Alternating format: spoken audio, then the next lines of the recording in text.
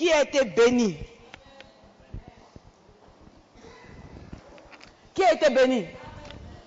Qui a reçu de Dieu?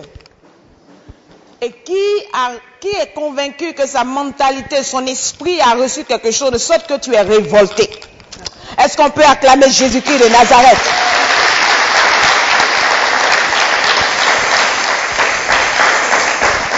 Amen. Je bénis le Seigneur qui permet que nous soyons là encore ce soir, pour ne pas dire ce matin. On a tellement fait les séances plénières les soirs que je me crois au soir. Je bénis le Seigneur qui le permet. Et je crois que Dieu ce matin a quelque chose pour chacun de nous.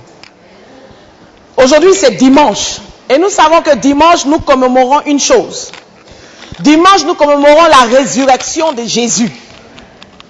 La Bible dit le premier jour de la semaine, Jésus est sorti du tombeau. Et donc chaque dimanche quand tu prends ta Bible, tu rappelles à la terre, tu rappelles au ciel qu'il y a un homme que la tombe n'a pas pu retenir, c'était Jésus-Christ de Nazareth, celui que tu adores. Et donc chaque dimanche quand tu arrives, tu viens célébrer une victoire. Ce qui sous-entend que toi-même tu es dans cette victoire. Est-ce que quelqu'un est dans la vision de cette victoire ce matin? Amen. Nous allons prendre nos Bibles dans le livre de Jean.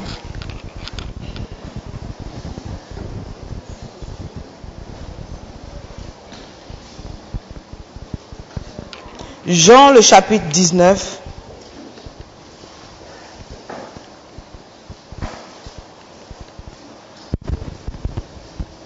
Du verset 16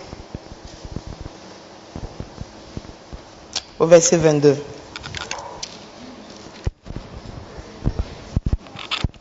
Est-ce que quelqu'un peut faire la lecture rapidement, s'il vous plaît? Alors, il le leur livra pour être crucifié. Ils prirent donc Jésus et l'emmenèrent. Jésus, portant sa croix, arriva au lieu de Amen. Je vais relire. Alors, il leur livra pour être crucifié. Pilate a livré Jésus aux Juifs pour qu'il soit crucifié. Et la Bible dit, ils prirent donc Jésus et l'emmenèrent. Jésus portant sa croix arriva au lieu du crâne qui se nomme en hébreu Golgotha. C'est là qu'il fut crucifié et 2 autres avec lui, un de chaque côté, Jésus au milieu. Dis avec moi, Jésus au milieu. Alléluia. Pilate fit une inscription qu'il plaça sur la croix et qui était ainsi conçue.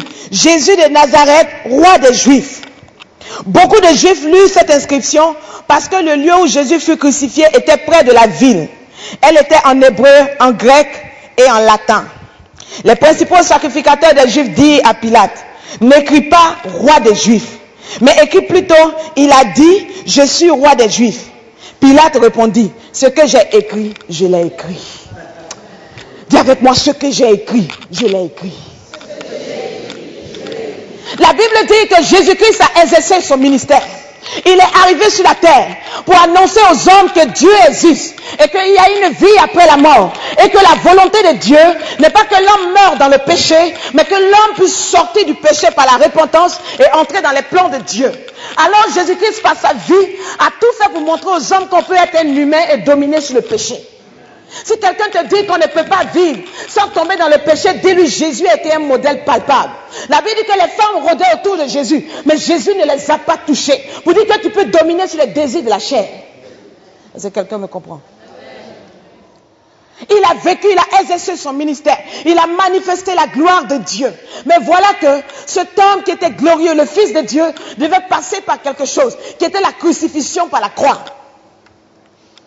Il fallait un sang pour racheter le monde. Et Christ a décidé de donner son sang. Mais la Bible dit, avant qu'il n'aille jusqu'à la croix, des choses se sont passées. Une succession d'événements afin que Jésus-Christ renonce à la croix. Parce que le diable sait que par la croix, ta vie entre dans le programme de Dieu. Le diable a tout fait pour empêcher Jésus d'arriver à la croix. Mes amis, quand on l'a arrêté, la personne qui l'avait vendu était un de ses disciples, quelqu'un qui l'avait soutenu, quelqu'un à qui il avait donné une vie, quelqu'un en qui il avait eu confiance, l'avait trahi. Tout ça pour amener le Seigneur à pouvoir se révolter, à pouvoir s'énerver, à pouvoir être attristé. Mais la Bible dit qu'il regardait dans les yeux de Judas et il aimait encore Judas. Et Satan ne comprenait pas. Et on l'a envoyé devant Pilate. On l'a trimballé devant des rois pour pouvoir décider de son sort. Et la Bible dit au fur et à mesure, chacun se lavait les mains. Et au retour de Pilate, il a fait tout ce qu'il pouvait faire pour sauver Jésus. Pour lui, en empêchant Jésus-Christ d'être crucifié, c'était une manière de le sauver. Mais plus il cherchait des opportunités pour éviter la croix à Jésus, Jésus-Christ faisait sortir des paroles pour aller vers la croix. Et la Bible dit, quand on a décidé de le crucifier, il a transporté lui seul sa croix. Dis avec moi, il a transporté seul sa croix. Je vais te dire, tout le cheminement du Seigneur, il a vécu ce que tu as vécu. Et aujourd'hui, il comprend ce que tu traverses. Mes amis, il a vécu avec 12 hommes. 12 hommes à qui il a démontré sa puissance. La Bible dit qu'il a guéri, qu'il a ressuscité. Mais personne n'est venu l'aider à transporter sa croix. Il a été seul à transporter sa croix. Et son cœur avait mal. Mais la Bible dit qu'il nous aimait. Pour te dire qu'aujourd'hui, si les hommes que tu avais aidés hier, les gens en qui tu avais cru, t'ont abandonné, le Seigneur Jésus comprend ce que tu ressens. Il sait ce que c'est d'être abandonné par ceux qu'on a soutenus. Les enfants que tu as éduqués, tu as souffert pour eux. Pour eux, tu as laissé tes entreprises pour pouvoir les éduquer. Tu es devenu femme de ménage. Mais aujourd'hui, ces enfants, pendant que tu es seul, personne n'a le temps de te rendre visite. Et ton cœur a mal. Christ comprend ce que tu traverses. La Bible avait déjà dit pendant 3 jours, il allait être dans le tombeau. Mais mes amis, le 3e jour, au petit matin, il est sorti. Il a fait 3 jours parce que l'homme a 3 phases dans sa vie. Et Christ avait besoin de toucher les 3 phases de notre vie. Christ a touché la phase de notre passé. Il a touché la phase de notre présent. Et très tôt le matin, dans la phase de notre avenir, la Bible dit qu'il est sorti du tombeau. Et il te dit, peut-être hier, ton passé était un passé esclave. Ton présent était un présent esclave. Mais ton avenir, toi et moi, nous le démarrons. Et je serai avec toi. Des hommes, les rois ont posé des soldats devant le tombeau pour l'empêcher de sortir. Mais quand l'heure de Dieu a sonné, les soldats eux-mêmes ont vu la gloire de Dieu. Je ne sais pas les soldats que Satan a mis. Je ne sais pas les soldats de mentalité qu'il a mis devant ta vie chrétienne. Mais laisse-moi te dire que quand l'heure de Dieu sonne, personne ne les chassera. La gloire de Dieu elle-même dérangera les forteresses de l'ennemi. Est-ce que quelqu'un me comprend ce matin? La Bible nous parle de l'histoire de 2 disciples. Lorsque Jésus-Christ est mort et qu'il a été enseveli, mes amis, je vous avais dit que les disciples avaient abandonné même le Seigneur. Il n'y avait personne qui était resté. Seul Jean est resté au bas de la croix. Jean est resté au bas de la croix avec Marie. Et vous allez lire dans la Bible, il y a une phrase que Jésus-Christ a prononcée pendant ces dernières minutes, que vous ne retrouverez que seulement dans le livre de Jean. Tout est accompli. Mes amis, Jean était le seul à entendre tout est accompli, parce qu'il est resté au pied de la croix. Si tu voudrais que tout soit accompli dans ta vie, si tu voudrais entendre des choses que les autres n'entendent pas, reste au bas de la croix. Trop de gens veulent entendre des oracles de Dieu. Trop de gens veulent saisir des bénédictions de Dieu, mais ne veulent pas rester au pied de la croix et recevoir les grumeaux du sang de Jésus tomber sur leur tête. Tu veux que Christ prononce dans ta vie, tout est accompli. Tu veux qu'il dise que tout est accompli pour ton miracle, reste au pied de la croix. Et donc tous les disciples étaient partis. Et voilà 2 d'entre eux, pendant que Christ s'est enseveli, ils ont commencé à se poser des questions. Ce monsieur nous a dit qu'il est le Fils de Dieu, qu'il allait ressusciter. Mais il a été attrapé, on l'a frappé, et les clous sont rentrés dans sa main. Vous êtes sûr que ce monsieur-là va revivre encore? S'il était le Fils de Dieu, pourquoi est-ce qu'il a été crucifié? S'il était le Fils de Dieu, pourquoi est-ce qu'il est mort de cette manière? Est-ce qu'il ne faut pas qu'on cherche à revoir notre position? Parce que la manière dont il est mort, il se pourrait que le roi se lève ou que le peuple se lève et nous traite de menteurs et qu'on se mette nous aussi à chercher à nous pendre. La Bible dit qu'ils ont fait leur petite définition, ils ont fait leur petite analyse et ils se sont dit, la Bible dit voici ce même jour. Ils n'ont pas cherché à dormir même à Jérusalem, de peur qu'on les attrape de nuit. La Bible dit le même jour, 2 disciples allaient dans un village nommé Emmaüs, éloigné de Jérusalem de 60 stades. Mes amis, quand ils ont entendu que Jésus-Christ était vraiment mort et qu'on l'avait enseveli, la Bible dit que ces 2 disciples se sont assis, se sont concertés, ils ont décidé de quitter Jérusalem pour aller dans un petit village. La Bible précise un village. Ils ont quitté la ville pour aller dans un village. Et ce village s'appelait Emmaüs. Le village était à 60 stades de Jérusalem. Et la Bible dit que pendant qu'ils étaient en chemin, pendant qu'ils étaient en train de marcher, Jésus-Christ est venu parler avec eux. Mais ils ne savaient pas que c'était lui. Et la Bible dit qu'il leur a dit, mais pourquoi est-ce que vous êtes tristes? Et ils se sont regardés, ils ont dit, mais comment est-ce que tu peux nous poser la question? Pourquoi nous sommes tristes? Tu es la seule personne qui ne sait pas ce qui s'est passé. Il dit, quoi donc? Et ce matin, le Seigneur te pose la question, quoi donc? Plusieurs personnes se sont rendues compte que la vie chrétienne a commencé à devenir différente de ce qu'elles ont estimé, ce qu'elles ont espéré.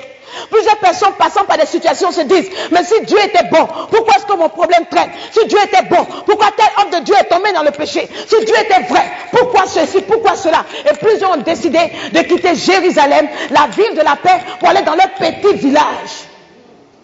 On décidé de vivre leur vie chrétienne doucement. Dans le petit village, on ne me connaît pas, on ne viendra pas me trouver là. Et laissez-moi vous dire que Emmaüs ne sera jamais loin de Jérusalem. Le diable mettra toujours des petits villages autour de Jérusalem, autour de la cité de paix, pour récupérer ceux qui remettent en cause leurs croyances. La Bible dit qu'ils n'ont pas cherché à prendre des véhicules, ils n'ont pas cherché à prendre des ânes, parce qu'Emmaüs n'est pas loin. Ils se sont dit à Jérusalem, on peut mettre la main sur nous. Allons-y à Emmaüs. Ma soeur, la vie chrétienne, tu es venue. Les années passent. Tu sais ce qu'on appelle la ménopause? Allons dans nos petits Emmaüs doucement. Dis avec moi, amen. Allons-y dans nos petits Emmaüs. Tu sais, la France, c'est dur. Faisons doucement. Tu sais, la vie chrétienne, il faut être sage. Dans la ville, il y a trop de bruit. Dans le village, c'est plus calme. Tu es trop zélé dans la maison. Tu veux mettre Dieu sur ta tête. Va doucement. Mes amis, ils étaient 2. Pour vous dire que sur le chemin d'Emmaüs, les gens cherchent toujours des collaborateurs, cherchent toujours des amis. Et il y a ce genre de disciples dans la maison de Dieu, en train de repérer des potentiels et les convaincre que Jérusalem est une cité qui est délicate. Jérusalem est une cité dangereuse. Quelque chose peut se passer à tout moment. Et te propose d'aller à Emmaüs. Tu es sûr que Jésus va ressusciter? Tu es sûr que dans cette église, c'est Dieu on prêche? Tu es sûr que la semaine de Dieu qui est venue là, tu es sûr que c'est Dieu? Quand ton voisin va commencer à te dire ça, tu lui dis, mon frère, ton Emmaüs où tu veux m'envoyer là, je ne suis pas dedans. Je ne suis pas dedans. Mes amis, ceux qui ont peur d'affronter le défi de la vie chrétienne chercheront toujours à se réfugier dans des petits villages. Et plusieurs petits villages se dressent là. Le petit village du découragement se dresse là. Emmaüs de la sexualité se dresse là. Emmaüs de la perversité se dresse là. Emmaüs du découragement se dresse là. Emmaüs des critiques se dresse. Emmaüs ne sont pas loin. Ils rôdent autour de la cité de Jérusalem pour récupérer les disciples qui auront peur, qui remettront en cause la parole de Jésus. Il a dit, je mourrai, mais je ressusciterai. Dieu a dit, ma fille, viens à moi. Je changerai ta vie. Je te bénirai. Attends, dimanche matin, si tu ne sors pas du tombeau, alors tu iras à Emmaüs. Il t'a dit, je te bénirai. Mais avant qu'il ne te bénisse, il faut qu'il travaille ton passé. Il faut qu'il forge ta vie. Laisse le Seigneur finir de faire ce qu'il a à faire. Et dimanche, va voir dans le tombeau. Je ne sais pas comment est-ce que je vais vous l'expliquer ce matin. Il faut que Dieu prépare le terrain pour ta bénédiction. Il faut qu'il prépare le terrain. Mais trop de personnes, à peine Jésus est crucifié, à peine elles sont heurtées dans la maison de Dieu, à peine elles voient une chose à laquelle elles n'ont pas pensé. Emmaüs, c'est mieux. Mais je vais te dire une chose. Tu vois, sur le chemin de Emmaüs, d'abord ils étaient tristes. Quand on s'éloigne de Jérusalem, Jérusalem, ça dit cité de paix. Cité de paix. Quand tu t'éloignes de la cité de paix, qui est la parole de Dieu, la première conséquence, ton cœur est triste. Pendant que tu avances, ton cœur repousse. Pendant que tu parles, ton cœur est triste. Tu marches avec quelqu'un, mais la présence de cette personne ne peut pas combler le vide de ton cœur. Tu marches avec un homme, tu marches avec une amie, vous causez, mais chacun a son problème. Mes amis, quand on s'éloigne de Jérusalem, personne ne peut t'aider. Quand on s'éloigne de Jérusalem, on est seul à affronter notre réalité. Tout ce que l'autre pourra faire, c'est de te prononcer des paroles, mais lui-même a son problème. Et le monde a ses problèmes. Si tu t'éloignes de la cité de Dieu, ce monde dans lequel tu veux te réfugier ne pourra pas résoudre ton problème. La Bible, ils étaient tristes. Et quand Jésus est arrivé, Jésus leur a dit, mais pourquoi vous êtes tristes? Et tous ils ont dit, tu ne sais pas ce qui se passe. Mes amis, le premier signe, c'est la tristesse. Le deuxième signe, c'est la défensive. Tous ceux qui commencent à faire des choses bizarres sont sur la défensive. Dès que tu dis, ma soeur, tu as prié, mais il y a quoi? C'est une simple question. Comme on le dit en Côte d'Ivoire, c'est une demandaison. C'est une simple demande. Mais ma soeur, tu as bien dormi, qu'est-ce qu'il y a? Parce que ceux qui sont sur la défensive sont ceux-là qui savent qu'ils se sont éloignés de Jérusalem. Dès que tu lui dis, ma soeur, est-ce que ça va? Elle croit que tu l'as surprise dans le carrefour, tu l'as vue quand elle se cachait pour aller chez cet homme. Tu vas bien, tu as bien dormi, mais il y a quoi? On n'est plus libre, j'ai ma vie privée, les gens se mettent dans la vie privée des gens. Mais mon ami, on va entrer dans ta vie privée afin que tu sois béni. Amen. Vous savez, ma devise c'est quoi? Tu veux ou tu veux pas, tu seras béni bien. Et vous verrez sur mes cassettes vidéo, pendant mes tournées, et très souvent, quand je fais la dernière tournée en Afrique, avant la prédication, on commence par ça. Tu veux ou tu veux pas ou tu seras béni bien. Et donc, nous, en tant que serviteurs de Dieu, s'il faut te choquer, on va te choquer, mais il faut que tu sois béni. Parce qu'on t'aime trop. Mes amis, quand une maman décide de donner du lait à son enfant, l'enfant peut pleurer, il peut faire tout, mais elle ne le découpe pas avec un couteau. Fais tout ce que tu veux.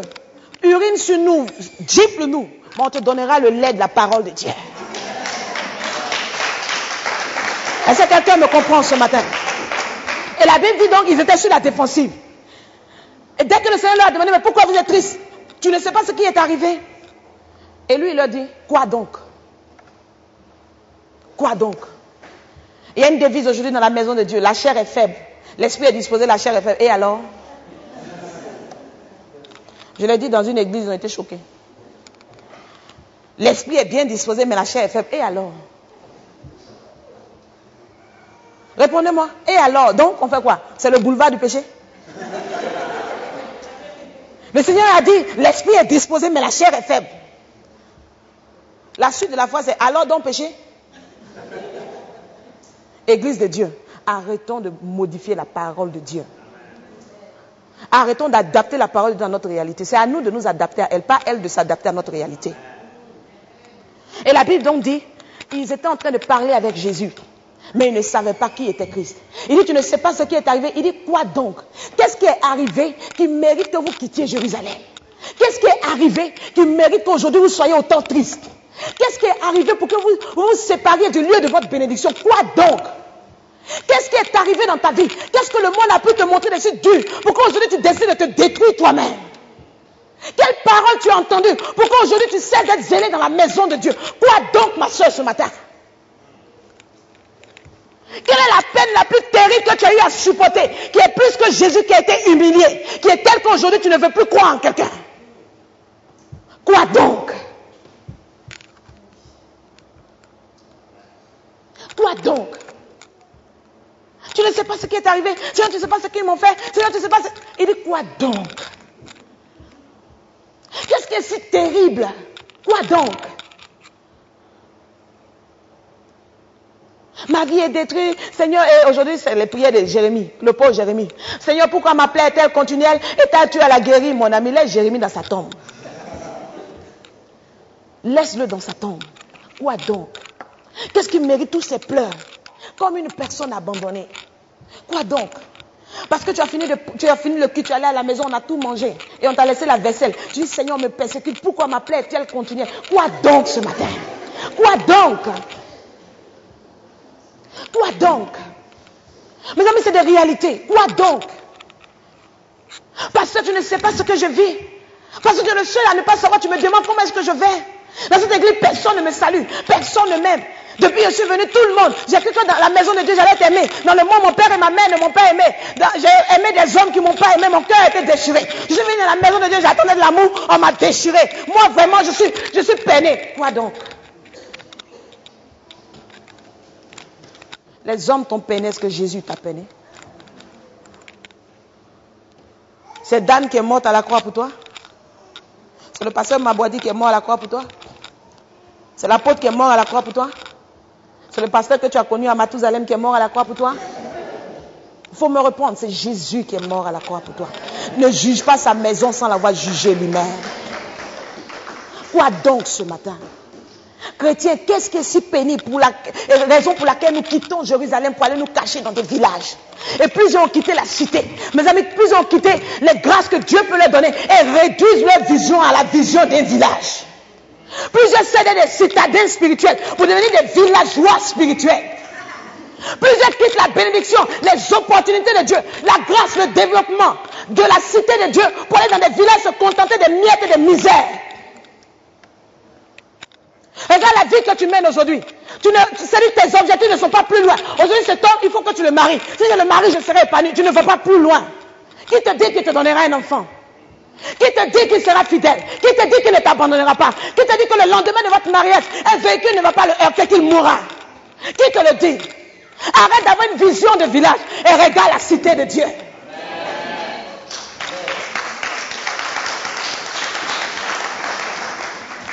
Regarde la cité de Dieu. Seigneur, moi je ne sais pas. Tout est ceci, tout est cela. Et aujourd'hui ta vision est devenue une vision tellement petite.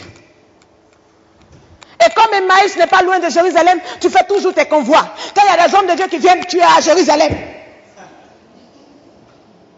On va tomber sous l'onction. L'onction est devenue comme une drogue. On va se doper un peu. Mon ami, on va se chauffer un peu. Mes amis, l'onction de Dieu n'est pas un chauffement.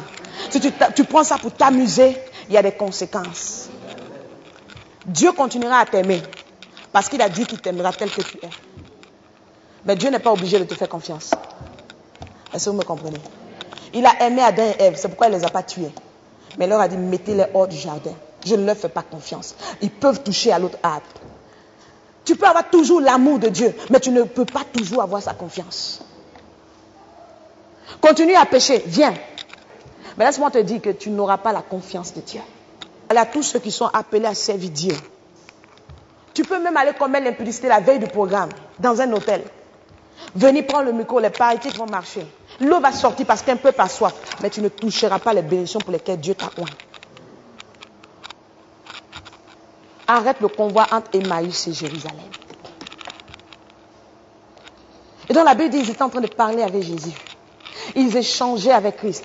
Il a commencé à leur parler. La Bible dit qu'il a commencé à leur parler depuis Ésaïe, depuis tous les prophètes. La Bible dit commençant par Moïse et par tous les prophètes. Il leur expliqua que toutes les écritures qui le concernaient. Jésus même était devenu leur prédicateur. Jésus s'est mis à les enseigner. Mais mes amis, vous savez tout ce qu'ils ont ressenti? Un petit frisson dans le cœur.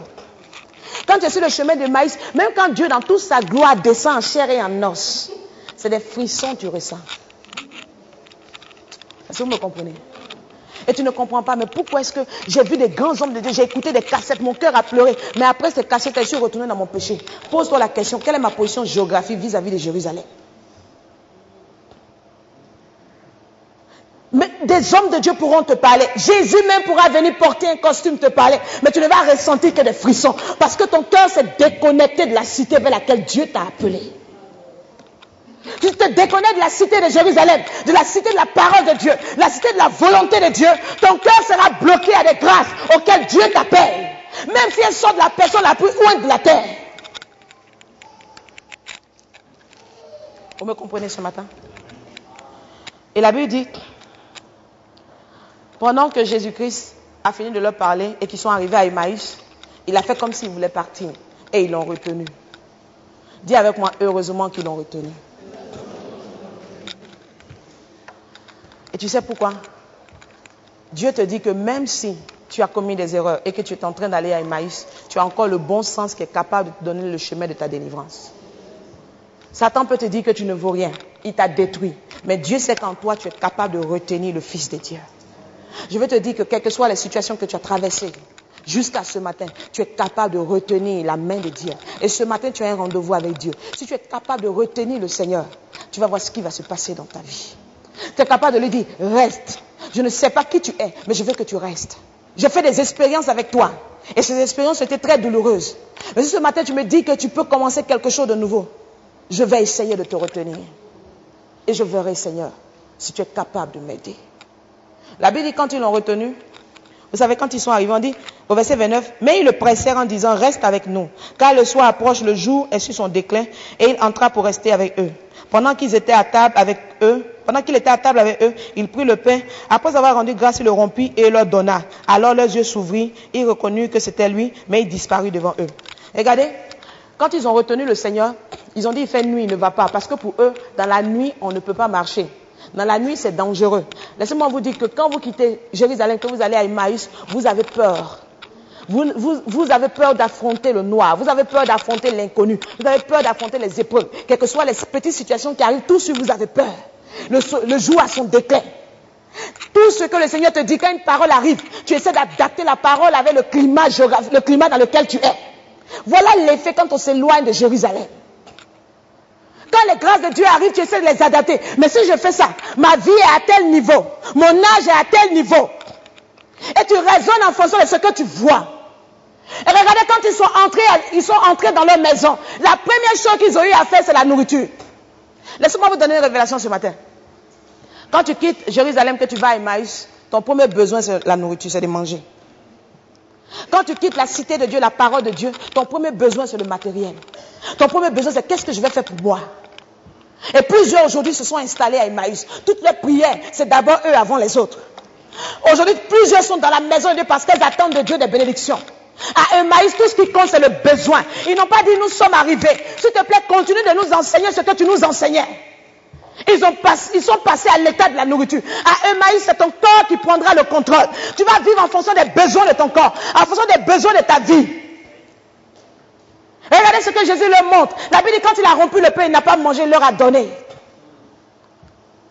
Il dit, quand vous quittez Emmaüs, vous avez besoin de manger. Moi, je ne suis pas de maïs, je n'ai pas besoin de pain. Et la Bible dit, quand il leur a donné et qu'ils ont mangé, les yeux se sont ouverts, il a disparu. Dis avec moi, il a disparu. Quand ils ont mangé, il a disparu. Pour te dire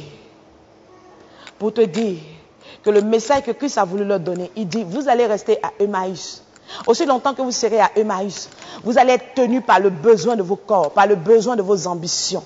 Mais lorsque vous comprendrez que l'homme ne vivra pas de pain seulement, mais de toute parole qui sortira de la bouche de Dieu, alors vous serez capable de défier les lois de la nature. Alors vous serez capable de voir ce que vos yeux physiques ne peuvent pas voir. Parce qu'à Emmaüs, on ne peut pas voir Jésus. Si tu veux le voir, repars à Jérusalem. Il leur a donné ce message pour leur dire que la dimension à laquelle ils appellent, il dit, je vous ai donné des grâces, je vous ai donné des choses, mais aussi longtemps que vous resterez à Emmaüs, vous allez perdre ces grâces. Voici la génération d'hommes et de femmes que je suis venu créer sur la terre. Des gens capables de traverser les murs, des gens capables de traverser les temps. Et aujourd'hui, vous allez me dire, mais on ne traverse pas les murs. Mais mes amis, qu'est-ce qui peut pousser une femme à parler? Un homme à parler, une autre personne tombe. Voilà la puissance qui se dégage de cette personne. Voilà la génération que Dieu veut créer sur cette terre. Cette génération ne peut pas être à Emmaüs. C'est pourquoi Christ a disparu pour leur dire, ma place n'est pas à Emmaüs. Si tu veux être contre moi, forme-moi, retrouve-moi à Jérusalem. Si tu veux voir la gloire de Dieu dans ta vie, tu veux expérimenter des grandes choses, tu veux voir les miracles de Dieu se produire dans ta vie, rendez-vous à Jérusalem. La Bible dit, il ne leur a rien dit, se levant à l'heure même, au verset 33. Est-ce que quelqu'un peut lire? Est-ce que quelqu'un peut lire le verset 33? Se levant à l'heure même, ils retournèrent à Jérusalem et ils trouvèrent les 11 et ceux qui étaient avec eux assemblés et disant, le Seigneur est réellement ressuscité. Et il est apparu à Alléluia. La Bible dit, quand Jésus a disparu, les deux se sont regardés pour dire, qu'est-ce qu'on fait à Emmaüs? À la même heure, ils sont retournés à Jérusalem. Christ leur a dit, vous avez vu ma gloire, je suis ressuscité. Mais si vous voulez le reste, retourne à Jérusalem. Tu as vu la gloire de Dieu, tu as vu Dieu se manifester, tu te rends compte que Dieu est puissant, il peut faire de grandes choses. Si tu veux voir la suite des choses, retourne à Jérusalem. Tu veux voir les bénédictions de Dieu, la délivrance de Dieu s'opérer totalement dans ta vie. Tu veux voir de grandes choses se produire. Les paroles de Dieu s'accomplissent dans ta vie. Retour à Jérusalem. À la même heure. Est-ce que quelqu'un est prêt à prendre le convoi? Le véhicule est dressé. Mon ami, passe au piano s'il te plaît rapidement parce que tu vas appuyer sur l'embrayage pour tous ceux qui ont envie de retourner à Jérusalem. Mes amis, à Emmaüs, vous allez être tenus par vos désirs et vos besoins. Emmaüs, c'est le lieu où tu oublies le spirituel, tu penses à la nourriture. Tu oublies le spirituel, tu oublies ce pour lequel tu as été créé et tu ne raisonnes qu'en fonction de tes besoins de la terre. Emmaüs, c'est le lieu où tu es là avec tes tristesses. Emmaüs, c'est le lieu où tu vis avec les souvenirs. Oh, dans nos débuts, quand j'étais nouvellement chrétienne, je faisais ça. Arrête de conjuguer ta vie chrétienne à l'imparfait. Commence à la conjuguer au présent un jour. Quand j'étais chrétienne, quand j'avais commencé, mon ami, Christ est mort. Il a fait 2 jours. Le 3e jour, il est sorti pour dire le passé. Le présent, c'est fini. Maintenant, commençons l'avenir. Commence à parler avenir avec Dieu. À Jérusalem, il y a le glaive de Pilate qui va planer. Les hommes vont raconter, vous êtes des menteurs. Qui est votre Jésus? Et si tu crois dans ton cœur que tes yeux ne l'ont pas vu, mais ton cœur sait qu'il existe, et tes yeux ont vu sa manifestation, reste à Jérusalem. Des hommes vont se moquer de toi. Des hommes vont dire ce qu'ils ont envie de dire. Les hommes vont même poser des actes pour t'obliger, pour te contraindre à aller te créer ta petite sécurité de maïs. Mais je t'en prie, je vais te dire que sur le chemin de maïs, tu perds ta joie. Tu es un homme seul et la présence même des hommes ne peut pas combler le vide de ton cœur. Sur le chemin de maïs, tu es sur la défensive. Sur le chemin de maïs, la parole de Dieu arrive, mais n'arrive pas à briser le joug en toi. Sur le chemin de maïs, tu es tenu par des choses. Et même à Emmaüs, tout ce que tu as, c'est de désirer des choses physiques. Tout ce que tu attends de Dieu, c'est des bénédictions sur la terre. Et tu oublies la réalité de l'enfer et de la vie éternelle. Je suis venu te dire qu'il y a une autre destinée au-delà du pain. Il y a une autre vie au-delà du pain. La première attaque que le diable a envoyée contre Jésus, il a dit transforme ces cailloux en pain. Parce qu'il savait que Jésus-Christ avait faim. La première chose que le diable envoie contre toi, c'est l'attaque par rapport à tes besoins. Quand tu as un besoin, le diable t'envoie, Satan t'attaquera sur le terrain de ton besoin. Mais si tu es capable de regarder ce besoin et de dire, l'homme ne vivra pas de pain seulement, mais de toute parole qui sortira de la bouche de Dieu, alors laisse-moi te dire que le Seigneur pose en toi la possibilité de traverser les murs de tes obstacles, les murs des malédictions, les murs des détresses autour de ta vie. Je t'en prie, ta place n'est pas à Emmaüs. Emmaüs n'est pas loin. On aurait pu dire, mais comme ce n'est pas très loin, c'est 60 stades, ça fait partie aussi de la région de Jérusalem. Amen. Emmaüs ne fait pas partie de Jérusalem. Dieu même comprend. Moi, je prie chez moi à la maison. Tout ça, c'est la vie chrétienne. Emmaüs ne s'appelle pas Jérusalem. Dieu même, il sait. Il comprend ma situation. C'est juste un petit péché. Mon ami, ce petit péché ne fait pas partie de Jérusalem. Même si c'est à 60 stades, ce n'est pas loin, ce n'est pas Jérusalem. Ne t'éloigne pas de la cité de Jérusalem. Ne t'éloigne pas de la cité de grâce. Dieu n'est pas un menteur. Mes amis, quel intérêt Dieu a à mentir à un homme? Quel intérêt Dieu a à venir vers toi pour dire que je t'aime, tu vas guérir des malades? Qu'est-ce qu'il a à te raconter des flatteries? S'il le dit, c'est qu'il est capable de le faire. Il n'y a que les hommes qui peuvent faire des promesses sans être capables de les honorer. Mais lui, quand il parle, il honore. Parce que la terre est dans le creux de ses mains. Dieu est plus conscient de ton âge que toi-même. Dieu est plus conscient de tes problèmes que toi-même. Dieu est plus conscient de l'état de ton compte bancaire que toi-même.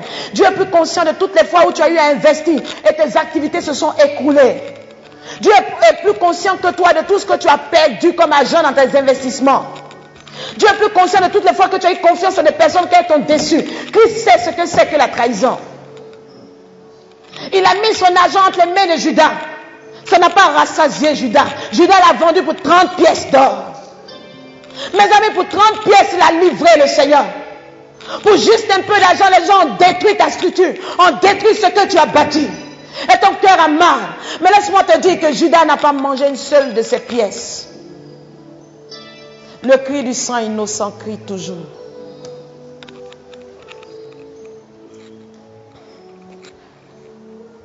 Il comprend ce que tu vis. Il comprend la peur que tu as. Il comprend que la situation est risquée. Parce que les 2 jours que Jésus allait passer dans le tombeau étaient 2 jours de défi. Est-ce qu'il allait ressusciter? Il ne serait pas ressuscité? On ne sait même pas. Il sait que tu es dans des incertitudes terribles.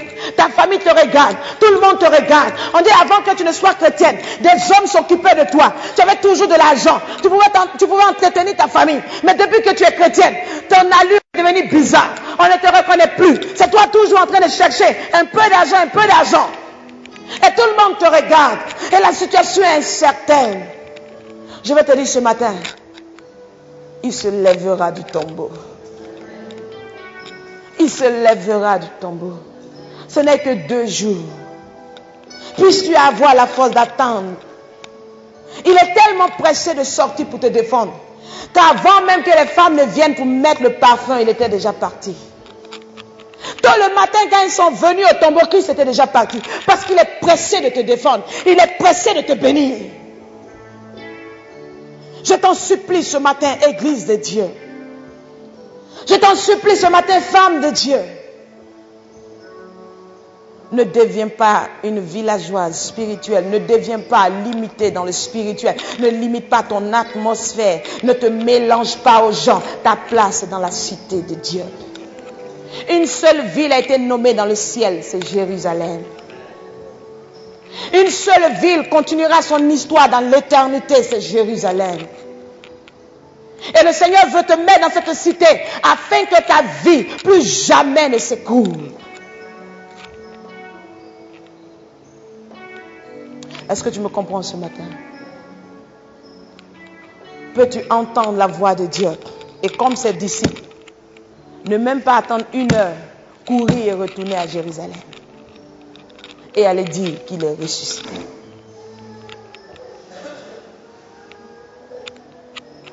Puisses-tu ce matin reprendre le chemin de Jérusalem. Faire le bilan et te rendre compte que d'abord le chemin à Emmaüs était un chemin où ton cœur est resté vide, ton cœur est resté plein de problèmes.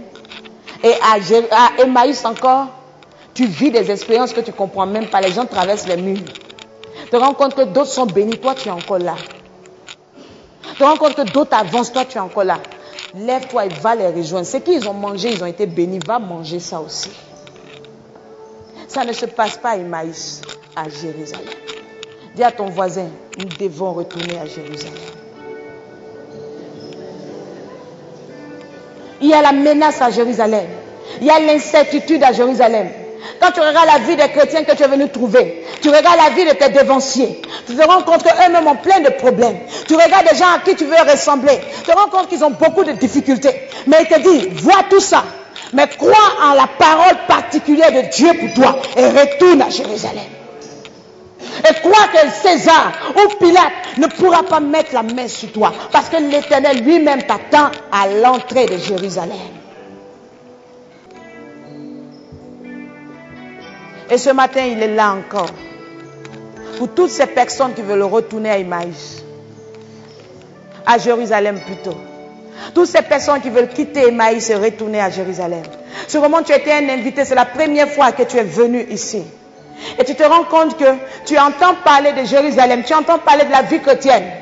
Et quand tu fais le point aujourd'hui, tu te rends compte que tu avais longtemps décidé de rester païen parce que c'était mieux. Mais le bilan était un bilan de solitude.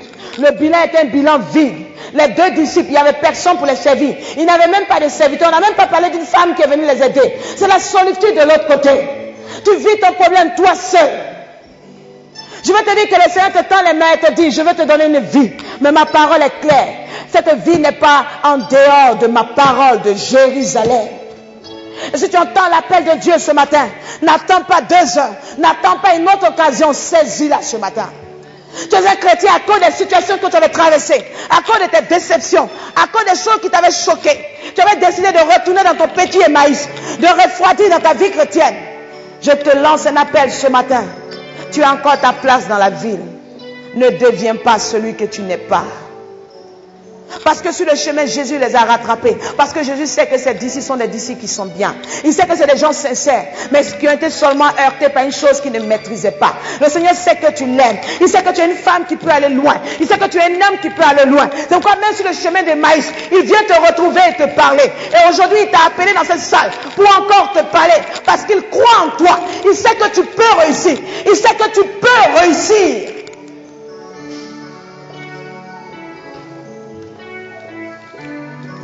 Nous allons tous fermer nos yeux.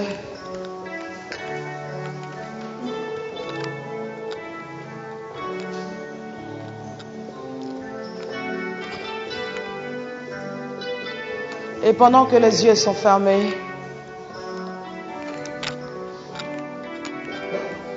je vais demander à tous ceux qui sont là ce matin, tous ceux qui ne sont pas chrétiens ou qui commencent la vie chrétienne, tous ceux qui voudraient aujourd'hui faire l'expérience de la vie chrétienne. Jérusalem est une cité dont tu as longtemps entendu parler, mais aujourd'hui tu veux en devenir habitant parce que tu t'es rendu compte qu'Emmaüs n'était que succession de problèmes. Je vais demander à tous ceux qui veulent accepter ce Jésus ce matin, tous ceux qui veulent faire la paix avec lui, tous ceux qui veulent dire à Dieu, Seigneur, j'ai essayé de te comprendre par ma propre pensée. J'ai essayé de t'analyser par mes propres préoccupations. Je marche avec des gens, j'ai des personnes avec moi, mais personne ne sait la douleur que j'ai. Mais moi, dès que tu m'as vu, quand Jésus les a vus, il a su qu'ils étaient tristes parce que son regard a traversé la chair. Ce matin, tu veux faire ce pas, là où tu es assis, tu vas te tenir debout.